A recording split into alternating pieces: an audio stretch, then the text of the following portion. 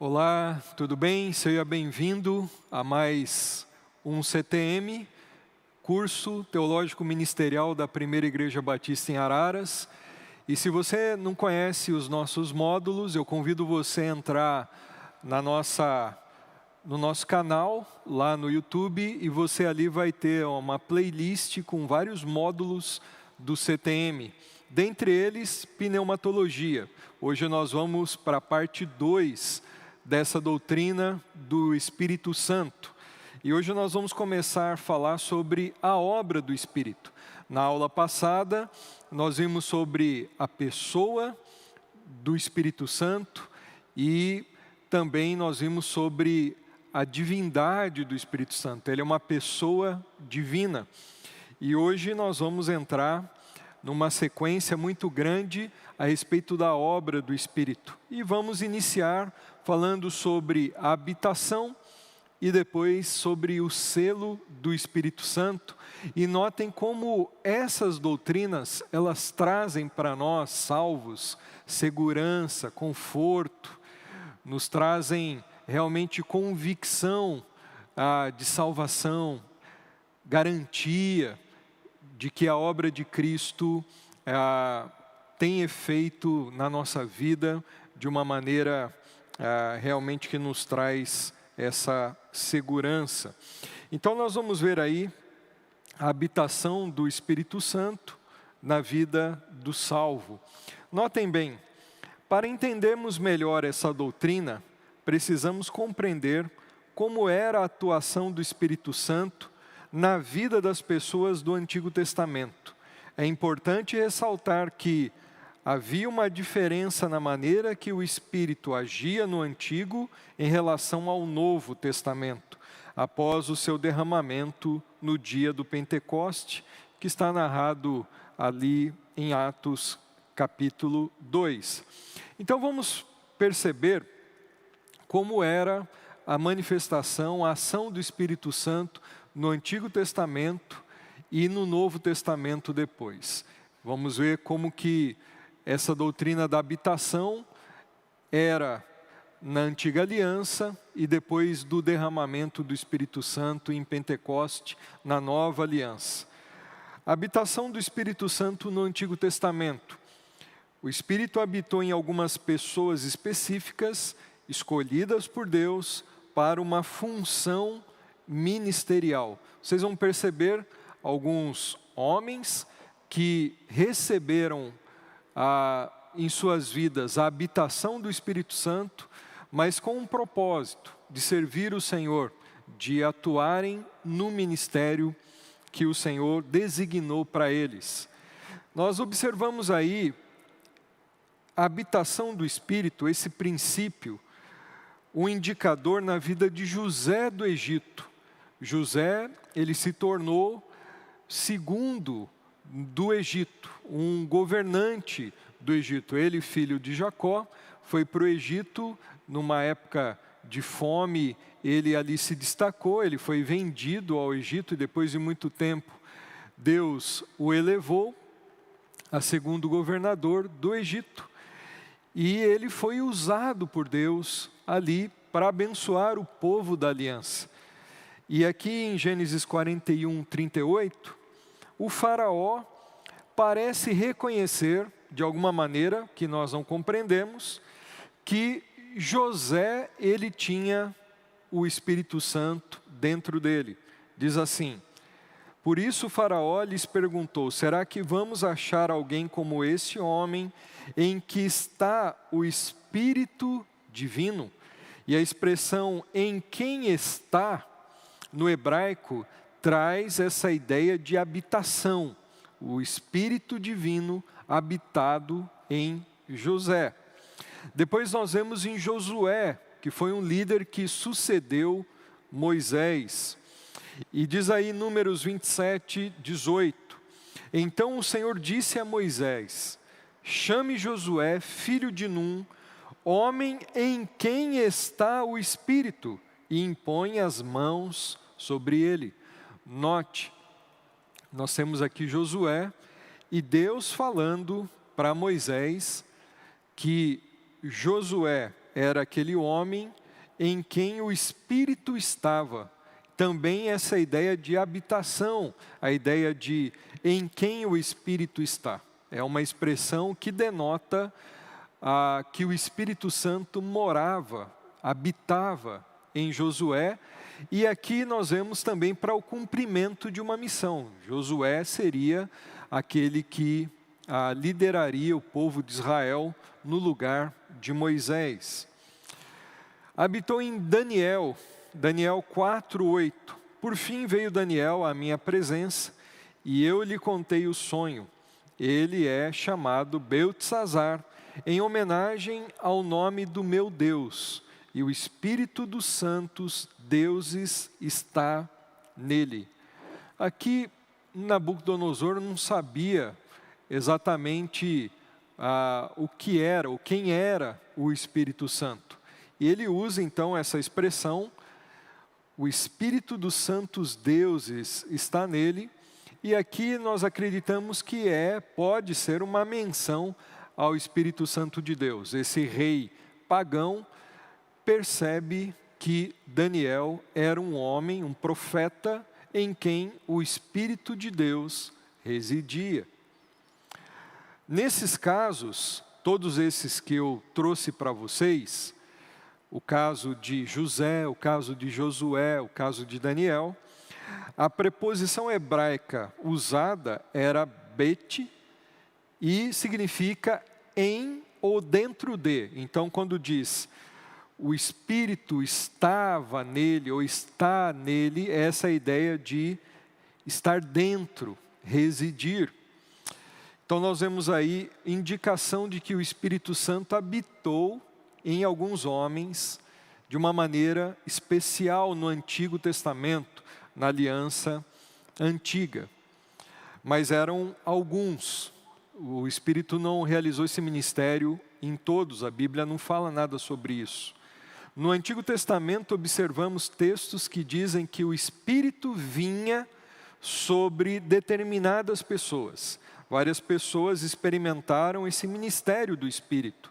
Dentre elas estavam alguns juízes, reis e profetas. Então nós vimos casos de pessoas nas quais o Espírito Santo habitou, e agora nós vamos ver pessoas nas quais o Espírito Santo sobrevinha sobre elas. E nós vamos ver sempre também relacionando a questões de ministério.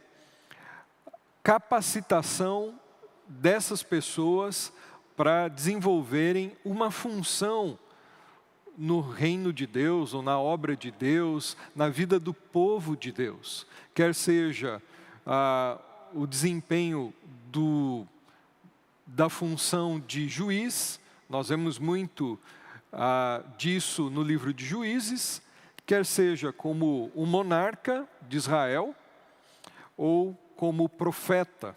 Observemos alguns exemplos aí. O Espírito veio sobre Balaão, Números 24, 1 e 3. Quando Balaão viu que agradava ao Senhor abençoar Israel, não recorreu à magia como nas outras vezes, mas voltou o rosto para o deserto. Então viu Israel acampado, tribo por tribo, e o Espírito de Deus veio sobre ele.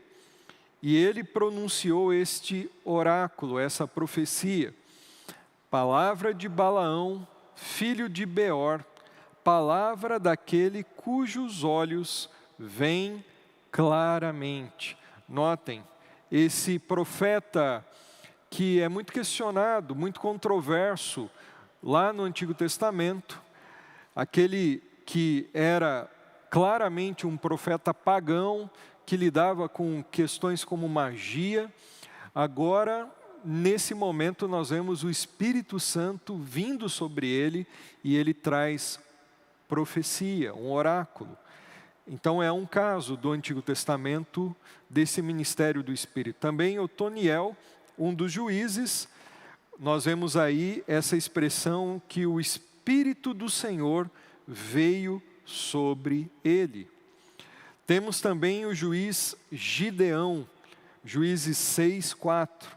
Então o Espírito do Senhor apoderou-se de Gideão. Notamos, assim como Otoniel, Gideão também recebendo o Espírito Santo para o cumprimento de uma missão, de uma função. Tanto como ali na vida de Balaão, que recebeu uma capacitação para profetizar, o juiz Otoniel e Gideão receberam uma capacitação do Espírito Santo que veio sobre eles para que eles pudessem exercer o ofício de juiz. Aqui Sansão também, no capítulo 11, diz assim: a mulher deu à luz um menino e pôs-lhe o nome de Sansão.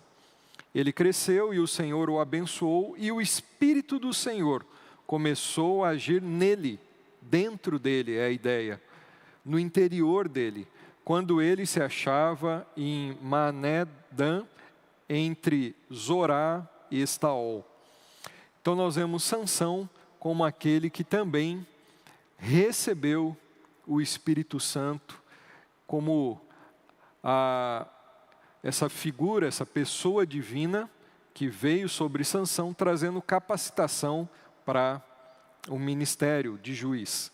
Vemos também no rei Saul, 1 Samuel 10, 9 e 10, o primeiro monarca de Israel recebe o Espírito Santo. Ele é ungido, ele recebe o óleo, que depois nós vamos ver é um símbolo do Espírito de Deus, e recebe o Espírito nele, para desempenhar essa função na monarquia de Israel, para ser um regente, para ser um líder, o rei da nação do povo da aliança. Quando se virou para afastar-se de Samuel, Deus mudou o coração de Saul, e todos aqueles sinais se cumpriram naquele dia. Chegando a Gibeá, um grupo veio em sua direção. O Espírito de Deus se apossou dele, e ele profetizou no meio deles. Notem, Saul, na antiga aliança, primeiro rei de Israel, recebe aqui o Espírito Santo. É uma ideia de uma habitação do Espírito Santo. E trouxe para Saul uma capacitação, algo que Saul não fazia naturalmente, que era profetizar. E ele profetizou no meio do povo. Vemos também no segundo rei de Israel, o mais importante, certamente, o rei Davi. Em 1 Samuel 16, 13, o Espírito Santo vindo sobre Davi. Samuel apanhou o chifre cheio de óleo e o ungiu na presença de seus irmãos. E a partir daquele dia, o Espírito do Senhor apoderou-se de Davi, e Samuel voltou para Ramá. Então notem, da mesma forma que aconteceu com Saul, agora com Davi. Davi foi escolhido, o novo rei de Israel. Samuel, o profeta, vai na casa de Jessé, e Deus então mostra que Davi seria o ungido, o rei. E Samuel derrama o óleo sobre a cabeça de Davi, o ungindo como rei, reconhecendo que Davi foi o escolhido de Deus. E naquele instante o Espírito de Deus habitou em Davi. Então, mais um caso no Antigo Testamento de um homem, um rei, alguém que tinha uma missão específica, um chamado específico, dentro da história do povo de Deus, recebendo o Espírito Santo, uma capacitação do Espírito para cumprir a obra de Deus. Esse texto aqui é muito interessante agora. O caso de Bezalel fala que o Espírito o encheu, habitou dentro dele, trazendo uma plenitude, um enchimento em Bezalel e trazendo capacitação, que não era natural, é algo sobrenatural, é um dom para Bezalel, aqui no caso, para artes, para trabalhos artísticos. Então, nós percebemos aí um homem comum, recebendo o Espírito e sendo capacitado para fazer as artes do tabernáculo. Olha só o que diz aí. Eu escolhi Bezalel, filho de Uri, filho de Ur, da tribo de Judá, e o enchi do Espírito de Deus. Olha só o que aconteceu com esse enchimento do Espírito de Deus. Dando-lhe destreza, habilidade e plena capacidade artística para desenhar e executar trabalhos em ouro, prata e bronze, para talhar e esculpir pedras, para entalhar madeira e executar todo tipo de obra artesanal. Notem, um homem também na antiga aliança, que o Espírito Santo vem, o enche e traz a ele capacitação, habilidades, um dom para esses trabalhos artísticos no tabernáculo ali no povo de Israel, onde seria o centro da adoração ao Deus Todo-Poderoso, Deus único. A habitação do Espírito no Antigo Testamento. Notem aí, habitou então em algumas pessoas de forma não permanente, inclusive se retirando desses indivíduos quando estes foram infiéis. Nós vamos ver aqui uns versículos, uns textos. Nós vimos, por exemplo, Saul, Sansão, que foram habitados pelo Espírito Santo, mas nós notamos algo interessante nessa habitação do Antigo Testamento, que é diferente do Novo, nós vamos ver. Agora, vocês vão perceber que essa habitação no Antigo Testamento podia ser temporária, não permanente. O Espírito Santo podia habitar e podia sair dessas pessoas, dependendo da vida dessas pessoas. Olha só, retirou-se de Sansão, Juízes 16:20, diz assim: então ela chamou Sansão, os filisteus o estão atacando. Ele acordou do sono e pensou: sairei como antes e me livrarei, mas não sabia que o Senhor o tinha deixado. Aqui a palavra traz o Senhor o tinha deixado, mas nós vimos no texto, quando nós vimos sobre Sansão, que foi o Espírito Santo que habitou sobre Sansão. Então o Senhor aqui, que deixou Sansão, é a retirada do Espírito Santo que habitava nele. Um outro texto é o texto de 1 Samuel. Diz assim, no capítulo 16, verso 14 e 15. O Espírito do Senhor se retirou de Saul, e um espírito maligno vindo da parte do Senhor o atormentava. Os oficiais de Saul lhe disseram: há um espírito maligno mandado por Deus te atormentando. Observem, Saul recebeu o Espírito Santo, nós acabamos de ver, e profetizou. Agora nós vemos que, muito por causa da infidelidade de Saul a Deus, ele começou como amigo de Deus e foi alguém que terminou como amigo de feiticeira. O Espírito de Deus se retirou dele. E depois disso, ele ali, ficando como se fosse um recipiente vazio, foi habitado por um espírito maligno, por um demônio. Então, no Antigo Testamento, o Espírito Santo habitou em alguns homens, mas essa habitação, ela não era permanente. Em alguns casos nós percebemos isso claramente, como o de Saul e o de Sansão. Vejam como Davi possivelmente tinha essa consciência, porque Davi, ele cometeu um pecado, se desviou, foi infiel a Deus, e depois de confessar o seu pecado, ele faz essa oração no Salmo 51, versos 10 a 11. Cria em mim um coração puro, ó Deus, e renova dentro de mim um espírito estável. Olha só agora. Não me expulses da tua presença, nem tires de mim o teu Santo Espírito. Davi tinha quebrado a lei de Deus, tinha se extraviado, e ele depois se arrependeu, orou, confessou o seu pecado, e ele reconhece nessa oração que era possível o Espírito Santo ser retirado dele, por causa daquele pecado. Mas tudo indica que não foi, porque Davi, ele se voltou para o Senhor. O Senhor o renovou na sua vida espiritual.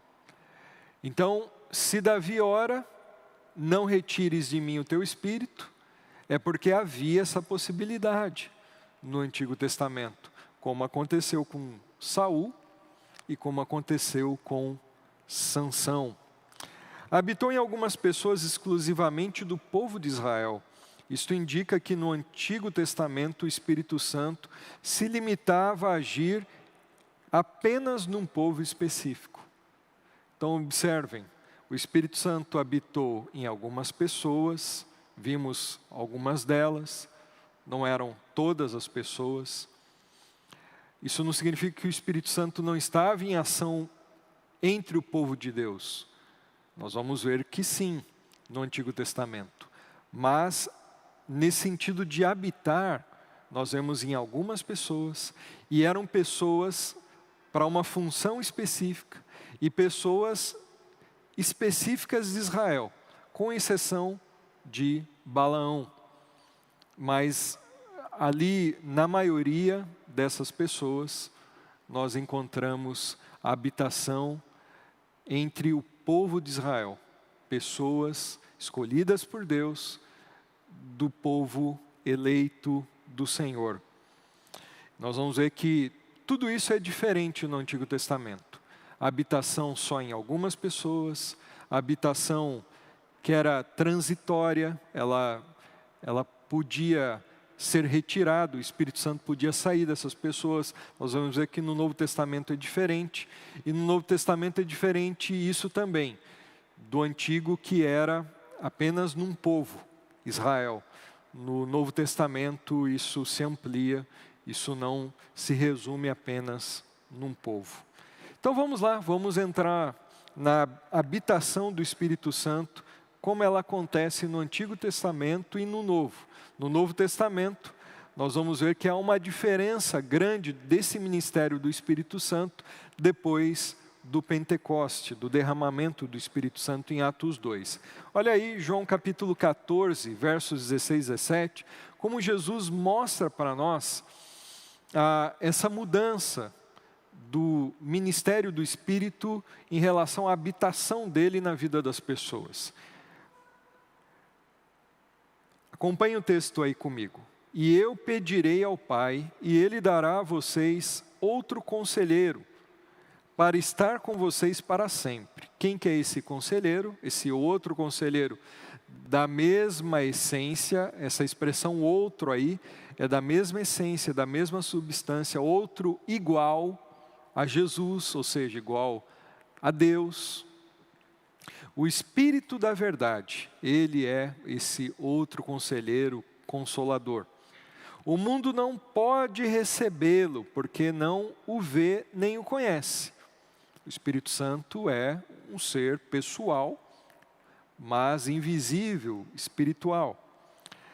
Mas vocês o conhecem, pois Ele vive com vocês. Notem agora, e estará com vocês. Vamos aí marcar essas duas expressões. Ele vive com vocês e Ele estará com vocês. Jesus, ele está aqui falando no contexto do Antigo Testamento. Jesus ainda está com os discípulos no Antigo Testamento. A nova aliança ainda vai começar na cruz, na ressurreição, no derramamento do Espírito Santo em Pentecoste. Então, ele está dizendo que naquele tempo, no tempo do Antigo Testamento, o Espírito Santo, ele habitou em algumas pessoas, nós vimos isso na Bíblia, mas o Espírito Santo estava atuando, ele vive com vocês, Jesus fala. Mas ele, agora o verbo no futuro, ele estará em vocês. Essa ideia de que ele vai estar dentro de vocês. Ele vai habitar em vocês. Então, isso indica uma mudança do ministério do Espírito Santo no Novo Testamento em relação ao Antigo. Olha aí, acompanhem comigo. O contraste entre o Antigo e o Novo está nas expressões vive com vocês, entre vocês no tempo presente, estará em vocês, ou seja, dentro de vocês o tempo futuro. A promessa de um novo tempo, de uma habitação do Espírito dentro dos crentes seria cumprida e iniciada no Pentecoste. Então esse é um texto que fica claro para nós. O Espírito Santo atuava no povo de Israel, na Antiga Aliança, no Antigo Testamento. Estava ali presente no meio deles, mas estaria dentro deles depois que a promessa fosse cumprida. A promessa do derramamento do Espírito Santo, que aconteceu o seu cumprimento no dia de Pentecostes, em Atos capítulo 2. Então, no Antigo Testamento, ele vive com vocês, ou vivia com vocês, e depois ele estaria em vocês. Para expressar o conceito de habitação, Paulo usou a preposição em vocês, a ideia de um templo, e é habitado pelo Espírito Santo, e os verbos habitar e morar. Olha só, 1 Coríntios 6,19. Acaso não sabem que o corpo de vocês é templo do Espírito que habita em vocês, que lhes foi dado por Deus e que vocês não são de vocês mesmos? Paulo aqui ele está dizendo então, agora já para o povo da nova aliança, depois do derramamento do Espírito Santo, Paulo está escrevendo para a igreja, e ele fala assim, olha, vocês são o templo do Espírito. Vocês são o lugar em que o Espírito Santo habita. Ele fala, o Espírito habita em vocês. Ele mora em vocês. No Antigo Testamento, era em algumas pessoas. Mas agora, depois de ser derramado, ele habita em vocês. Aqui nós vemos Paulo em Romanos 8:9 dizendo, entretanto vocês não estão sob o domínio da carne, mas do Espírito. Se de fato o Espírito de Deus habita em vocês. E se alguém não tem o Espírito de Cristo, não pertence a Cristo. Uma outra ideia aí, 1 Coríntios 3:16, 17. Vocês não sabem que são santuário de Deus e que o Espírito de Deus habita em vocês? Se alguém destruir o santuário de Deus, Deus o destruirá, pois o santuário de Deus, que são vocês, é sagrado. Mais uma vez, Paulo ressaltando a mesma ideia. Na nova aliança, agora o Espírito Santo habita em nós, dentro dos crentes. Somos o templo do Espírito, a habitação do Espírito Santo. No Novo Testamento, a habitação é permanente no salvo, após a conversão. No Antigo Testamento, ela podia ser transitória, não permanente. Vimos Saul, Sansão e Davi orando sobre a possibilidade do Espírito Santo se retirar. No Novo Testamento, o ministério do Espírito, quando ele vem para habitar, é uma habitação permanente. Não existe mais essa possibilidade de orarmos o Salmo 51 como Davi. Não deixes que o Espírito seja retirado de mim. Porque o Espírito Santo no Novo Testamento, ele habita no salvo após a conversão, ou no ato da conversão, a partir da conversão, instantaneamente com a conversão, e essa habitação é para sempre, é permanente. Jesus ele fala em João 14,16, eu pedirei ao Pai e Ele dará a vocês um outro conselheiro para estar com vocês para sempre, o Espírito da verdade. Ele vai estar com vocês para sempre. Então é uma habitação permanente. A habitação do Espírito é presente ou graça de Deus para os salvos e não um prêmio, galardão ou recompensa. Então nós não recebemos a habitação do Espírito Santo porque merecemos, porque buscamos, porque fizemos algo. Não, a habitação, assim como a salvação, ela é uma graça de Deus, é um dom de Deus, um presente de Deus imerecido. Eu recebo essa habitação não por mérito, mas porque Deus me dá esse presente, o próprio Deus, o próprio Espírito do Senhor habitando em mim.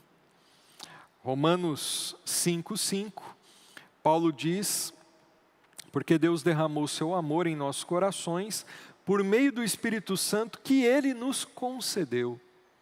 Nos concedeu a ideia de graça. Ele não nos recompensou por algo que nós fizemos, uma busca, uma campanha, que nós então ali passamos por ela, fizemos sacrifícios e aí recebemos como uma recompensa. Não, foi concedido o Espírito a nós, é uma graça, é um presente do Senhor aos salvos. Habitação no Novo Testamento. No Novo Testamento, a habitação é para todos os salvos e não apenas para um povo ou classe exclusivos. Nós vimos que no Antigo Testamento era para o povo de Israel especificamente e para classes específicas, como o rei, um profeta, um juiz. No Novo Testamento isso não existe.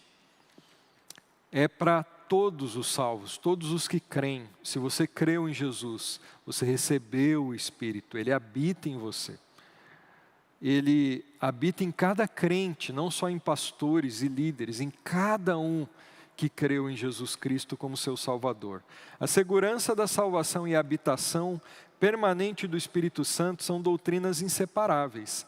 Assim sendo, o pecado afeta a eficácia da ação do Espírito na vida do cristão, mas não remove sua presença do interior deles. Ou seja, no Antigo Testamento, um pecado, uma infidelidade, fazia com que o Espírito Santo se retirasse de uma pessoa, como foi em Sansão, como foi em Saul, ou como Davi ora, falando dessa possibilidade depois de Davi ter pecado contra Deus. Mas no Novo Testamento nós não encontramos isso. O meu pecado não vai fazer com que o Espírito Santo se retire de mim. E depois eu oro e o Espírito Santo volta. Não, isso não acontece, ele permanece. O que vai acontecer é que a eficácia da ação do Espírito na vida do cristão vai ser afetada. Ele vai se entristecer, nós vamos apagar o Espírito Santo. Ele vai deixar de agir como poderia agir, mas ele não vai se retirar de nós. Inclusive, ele vai gerar em nós, nesses períodos, provavelmente uma reação no sentido de nos levar de volta para o Senhor. Gerar arrependimento, nos ajudar a termos uma vida que retorna para o Senhor. No Novo Testamento, a habitação é uma segurança de salvação. Se alguém não tem o Espírito, esse não é salvo. Então, o texto que a gente já leu, de Romanos 8:9, Paulo encerra dizendo: se alguém não tem o Espírito de Cristo, que é uma menção ao Espírito Santo, não pertence a Cristo. Então, a habitação do Espírito Santo na vida do crente é uma segurança de que somos salvos de verdade. Se você tem o Espírito Santo, ele habita em você, você é salvo. Você creu e você é salvo de verdade. Se alguém não tem o Espírito, não recebeu a habitação do Espírito, é porque essa pessoa não pertence ao Senhor Jesus Cristo. Ok, encerramos aí essa parte da habitação do Espírito Santo. Agora, seguindo em frente aí para a obra do Espírito, nós vamos ver sobre o selo do Espírito Santo no salvo, que é uma doutrina paralela ao da habitação do Espírito Santo. Diz assim, é paralela e é complementar à doutrina da habitação do Espírito. O selo do Espírito é recebido no ato da conversão, assim como a habitação do Espírito Santo. Nós somos habitados pelo Espírito e selados pelo Espírito no momento em que nós cremos em Jesus como nosso Salvador. Efésios 1, 13 a 14. Quando vocês ouviram e creram na palavra da verdade, o Evangelho que os salvou, vocês foram selados em Cristo com o Espírito Santo da promessa. Notem, Paulo ele afirma categoricamente: somos selados com o Espírito Santo no ato em que cremos na palavra da verdade, no Evangelho que nos salvou. Naquele momento, recebemos o selo do Espírito, assim como a habitação do Espírito em nós. O selo do Espírito é recebido no ato da conversão. Todos os salvos em Cristo recebem o selo do Espírito no instante do seu novo nascimento. Em Efésios 1, 13, 14, em 2 Coríntios 1, 22, o verbo para selar, selado, selar, esfragizo, está no passado e na voz passiva, o que indica um ato completo, algo que já recebemos. Então, esse verbo selar, fostes selados com o Espírito Santo, vocês foram selados, receberam o selo do Espírito Santo, acontece na voz passiva, é algo que nós recebemos, que Deus fez em nós, e no passado, já uma obra realizada, completa. Aconteceu quando? No momento da nossa conversão. Nós fomos selados, já é um ato consumado. Somos selados, recebemos já, temos, se somos crentes, o selo do Espírito Santo. O selo do Espírito Santo nos faz propriedade exclusiva de Deus. Vamos entender isso. Segundo aos Coríntios 1, 21, 22. Ora, é Deus que faz que nós e vocês permanecemos firmes em Cristo. Que palavra importante para nós sobre a perseverança dos santos. É Deus que faz com que nós perseveremos em Cristo. Nós cremos e Ele é que nos mantém. Ele nos ungiu, nos selou como sua propriedade e pôs o seu Espírito em nossos corações como garantia do que está por vir. Então, observem, Paulo ele diz que ele nos selou, ele nos ungiu, é a ideia de receber o Espírito Santo, a habitação do Espírito Santo, a unção no Antigo Testamento que era com óleo, que era um símbolo do Espírito, que era derramado sobre alguém, como em Davi, nós vimos isso já nessa aula, em um dos textos anteriores. E aqui é uma menção ao Espírito Santo sendo derramado naquele que crê em Jesus como Salvador. Nesse momento nós somos selados como propriedade de Deus. O Senhor ele pôs o Espírito de Deus em nossos corações como esse selo. E aí, meus irmãos, o selo do Espírito Santo, a ideia do selo do Espírito é importante para nós, porque nos traz muita segurança de salvação. Aqui quando fala de selo e propriedade, essa relação, propriedade de Deus, eu creio que Paulo ele traz aqui para nós o conceito do selo romano. E a gente precisa entender isso para entendermos a profundidade dessa doutrina do selo. No Antigo Testamento não, no mundo de Paulo, na Antiguidade, no Império Romano, havia o conhecido selo romano, do imperador romano.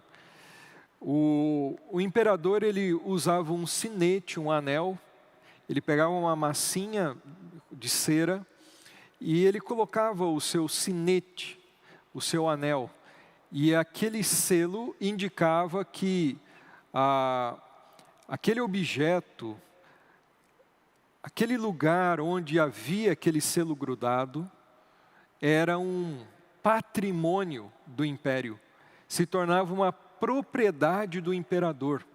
Como, por exemplo, o túmulo de Jesus. Nós vemos nos evangelhos que o túmulo de Jesus recebeu um selo, era o selo romano. Então aquilo pertencia ao império. E se fosse removido, existiam leis severas de punições drásticas para o infrator. Por quê?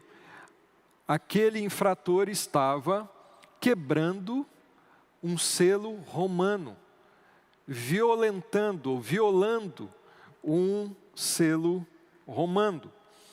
E aquilo trazia pena muito terrível para esse infrator. A ideia aqui é essa ideia de que Deus nos salvou e Ele colocou sobre nós o selo do Espírito. E esse selo indica que nós somos então propriedade exclusiva de Deus. Somos, numa linguagem aqui que Paulo está usando, patrimônio de Deus, pertencemos a Deus. Assim como aquele túmulo não pertencia mais naquele momento a José de Arimateia, mas ao império, porque tinha o selo romano, Deus nos selou, Deus nos marcou e nos fez sua propriedade exclusiva, somos dele. Isso traz segurança, porque nada vai nos arrancar do Senhor. Nada pode ousar, nem ninguém tentar retirar essa marca de nós. Ninguém consegue. Deus nos garante como sua propriedade exclusiva. John Stott diz que o selo é uma marca de possessão e de autenticidade, ou seja, o selo do Espírito garante que somos possessão de Deus, posses de Deus, propriedade exclusiva de Deus, pertencemos ao Senhor, somos dele, e de autenticidade, ou seja, somos autênticos filhos de Deus. Você pega e compra alguma mercadoria, e tem a mercadoria falsa e tem a mercadoria autêntica. E uma das coisas que você usa normalmente para verificar a autêntica e ver a diferença da falsa é o selo. É o selo de autenticidade. Deus coloca o selo do Espírito Santo em nós. Somos propriedade dele, filhos autênticos do Senhor. Diz aí a frase: Deus põe seu Espírito no interior do seu povo, a fim de marcá-lo como sua propriedade, assim como o selo romano marcava alguma coisa como propriedade do imperador. O selo é segurança de salvação. Efésios 4:30, não entristeçam o Espírito Santo de Deus, com o qual vocês foram selados para o dia da redenção. Então, assim como nós temos hoje o selo para uma carta, isso existia já na época de Paulo também, no Império Romano, se colocava um selo numa correspondência, num documento também, e aquele selo, ele não podia ser retirado, a não ser pelo remetente e o destinatário. E aquele selo era uma garantia de que aquele documento, aquela carta, iria chegar ao seu destino. Deus, ele nos selou, Deus colocou sobre nós o seu Espírito Santo como esse selo, garantindo, assim como uma carta, que nós vamos chegar no destino, que é a vida eterna. O dia da redenção, diz aqui Paulo, selados para o dia da redenção. Aqui é a consumação da redenção, é quando nós estivermos com o Senhor. Aqui está falando, inclusive, da ressurreição do corpo, o corpo glorificado, enfim, a ressurreição que vai acontecer no dia do Senhor. A redenção completa. Nós somos selados pelo Espírito Santo para esse dia. Ou seja, o Senhor é o remetente, Ele colocou o selo e Ele é o destinatário. Ele nos selou para Ele mesmo. Ele vai nos receber. A obra que Ele fez, Ele vai consumar em nós. Então é uma segurança de salvação. Quem tem o selo do Espírito é salvo, é o salvo, e isso traz a nós garantia de redenção de salvação, segurança. O selo do Espírito é segurança de salvação. Esse selo irá durar até o dia da redenção. Isso se refere ao dia futuro em que nossa redenção será totalmente completa, inclusive com o recebimento de nosso corpo ressurreto. Portanto, o selo garante o cumprimento integral das promessas que Deus fez a nós. Nenhum cristão pode perder esse selo em sua trajetória rumo ao céu. Então, resumindo, da mesma forma que uma carta selada é mandada pelo correio e ela chega ao destino, da mesma forma o crente, aquele que é salvo, recebe o selo e vai chegar no seu destino final, que é o dia da redenção, a salvação. O selo do Espírito no salvo é uma garantia ou segurança de que a salvação não se perde. Uma vez que Cristo nos salvou, recebemos o selo, nós vamos fatalmente, não por causa de nós, mas por essa obra de Deus, fomos selados, nós vamos chegar no dia da redenção. Somos salvos pelo Senhor. Não há como perder o selo, a salvação. O selo do Espírito é segurança de salvação. Efésios 1, 13 a 14. Quando vocês ouviram e creram na palavra da verdade, o evangelho que os salvou, vocês foram selados em Cristo com o Espírito Santo da promessa, olha só, que é a garantia da nossa herança até a redenção daqueles que pertencem a Deus, para o louvor da sua glória. Todas as verdades resumidas aí do selo do Espírito. Nós recebemos o selo quando nos convertemos, fomos selados em Cristo com o Espírito Santo, para o dia da redenção, pertencemos a Deus, o selo indica isso, somos propriedade do Senhor, ele é a garantia da nossa herança, até a redenção. E essa palavra garantia nas versões mais antigas é a palavra penhor. Penhor é uma garantia, é o pagamento adiantado, é uma transação comercial onde você se obriga a cumprir aquele contrato, dando um sinal. No mundo antigo era assim que se fazia até hoje. Nós encontramos esse tipo de transação comercial. Então se dava ali uma entrada, um pagamento adiantado, se obrigando a pagar tudo. Então o selo do Espírito Santo aqui, Paulo está comparando a isso.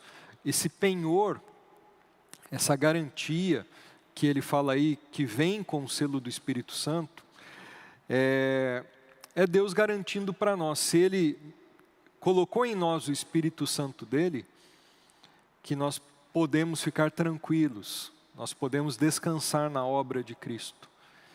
Ele vai cumprir tudo aquilo que Ele prometeu. E Ele já colocou o Espírito em nós, como esse penhor, essa garantia. Ele já se obrigou a fazer todo o pagamento. Ou seja, a salvação é uma obra que o Senhor garante a todos aqueles que são salvos. E ela não pode ser perdida. Descansemos nisso. Que você possa olhar para essa doutrina da habitação do Espírito, principalmente esse ministério da habitação do Espírito Santo no Novo Testamento. E a doutrina do selo do Espírito.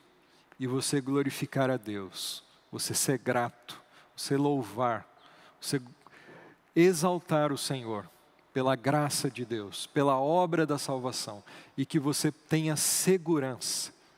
Essa é a razão dessas doutrinas, você ter segurança de que a salvação não depende de você.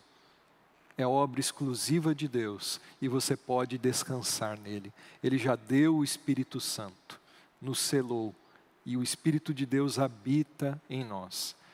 E lembre-se que também essa doutrina aponta de que não somos de nós mesmos, somos de Deus, templos do Espírito, propriedades exclusivas de Deus. Que a nossa vida honre a esse Deus que é o nosso Senhor. Que Deus te abençoe e até a nossa próxima aula de pneumatologia. Vamos dar sequência às obras do Espírito Santo. Um grande abraço para vocês.